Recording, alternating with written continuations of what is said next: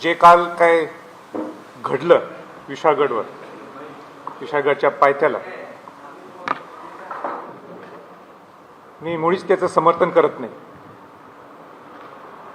पण हे घडलं का, ह्याचे कारण तर शोधायला पाहिजे.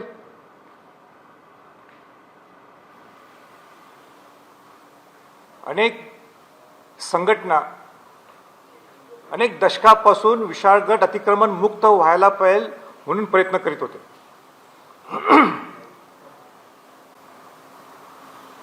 दीड वर्षाच्या अगोदर 4 डिसेंबरला मी आणि सर्व शिवभक्तांनी अनेक संघटना सगळी आम्ही एकत्र विशाळगडला गेलो होतो. विशाळगडची परिस्थिती पाहिली. इतकी महाभयानक परिस्थिती तिथे आहे, आजही आहे. मला परत एकदा सांगायचंय की मद्यपान जशा पद्धतीने जसं पाहिजे तसं ते करतात. म्हणजे येणारे तिथले कर्नाटकातले लोक असतील आणि कोण कोण लोक असतील, कतलखाना ओपनली चालायचं. बकरी कापणं असतील, कोंबड्या कापणं असतील, अतिक्रमण पाहिजे तसं दोन्ही बाजूच्या लोकांनी अतिक्रमण केले.